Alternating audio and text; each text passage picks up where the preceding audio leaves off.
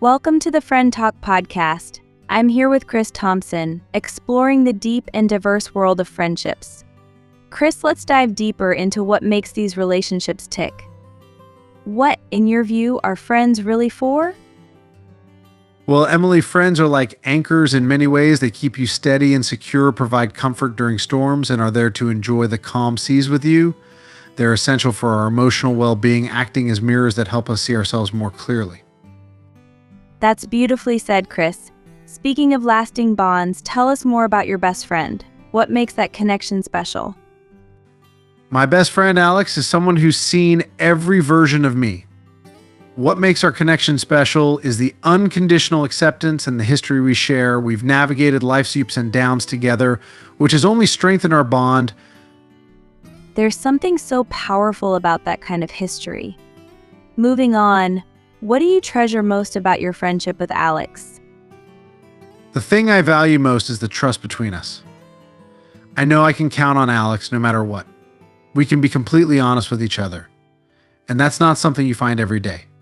Trust is definitely a cornerstone of any strong relationship. How has Alex positively influenced your life? He's pushed me to go beyond my comfort zone, to take chances I might not have taken on my own. Whether it's career advice or personal challenges, knowing he believes in me gives me an extra boost. It's amazing how the right friend can push us to grow. Speaking of expectations, what do you expect from each other? It's all about support and presence. We expect to be there for each other no matter what the circumstance, showing up both physically and emotionally. That presence really matters. And what qualities do you think are important to maintain good relationships with your friends? Open communication is key. Also understanding, patience, and definitely a sense of humor. Life's too short not to laugh with your friends. Absolutely, laughter is vital. How important are these friends in your life? Incredibly important, Emily. They're not just friends, they're a vital part of my support network, a key to my everyday happiness. And what influence do you feel you have over your friends? I hope to inspire them as much as they inspire me. It's about uplifting each other and encouraging each other to be our best selves. Uplifting indeed. Now, how do you choose your friends? What draws you to someone as a potential friend? I'm drawn to authenticity and kindness, someone who shares similar values and interests, and just as importantly, someone who's fun to be around. Makes sense. Shared values can really anchor a friendship. Are your friends mostly around your age, or do you have friends from different age groups? Mostly they're my age, but I appreciate having friends from different generations. They offer invaluable perspectives that really broaden my understanding of the world. That diversity of perspective can be so enriching. Well, Chris, do you find that you have many friends, or do you keep a tighter circle? I have a wide circle of acquaintances, but a few close friends. Those deeper connections are where I invest most of my emotional energy. Quality over quantity, right? It's a choice many find worthwhile.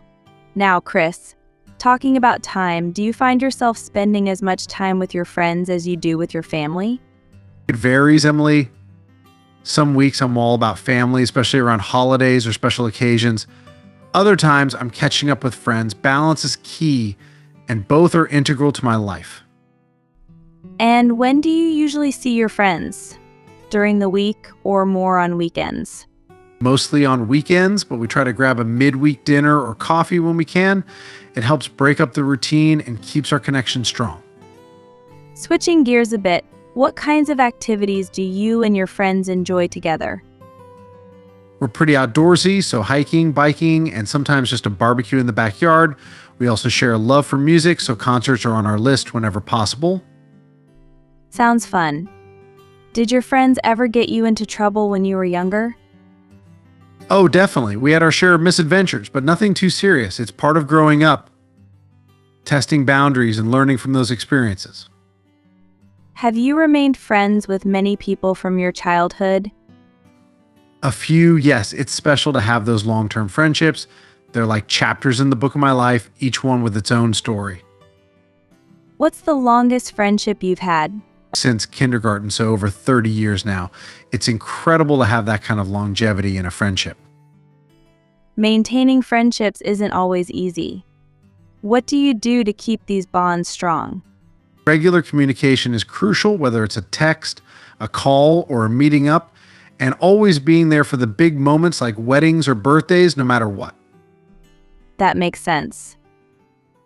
Now, what characteristics do you think make a good friend? A good friend is trustworthy, dependable, and compassionate. They're someone who listens without judgment and supports you in your endeavors. Do you prefer spending your free time alone or with friends? I cherish my alone time, but I definitely prefer being with friends. Sharing experiences just amplifies the joy. Have you ever lost touch with a friend, and what was that like?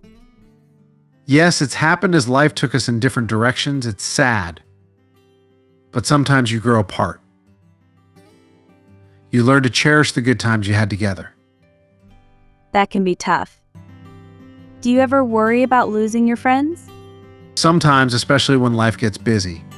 But true friendships can withstand even long periods of silence. They pick up right where they left off. Some prefer a large circle of friends, others a few close ones. What's your preference? I lean towards having a few close friends. It's more about depth than breadth for me. Do you have any English-speaking friends? How about long-distance friendships? I do have English-speaking friends and a couple of friends abroad. We keep in touch through social media and video calls. It keeps the connection alive across the miles. Last but not least, some say their spouse is their best friend. What's your take on that? I think it's wonderful when that happens. Having your spouse as your best friend can create a very strong and fulfilling partnership. Chris, thank you for sharing your thoughts and experiences with us today. Friends truly are the family we choose for ourselves. Thanks for having me, Emily. It's been great reflecting on these important relationships. And thank you all for tuning in. Remember, friendships need nurturing, so take the time to invest in those around you. Until next time on The Fabric of Friendship.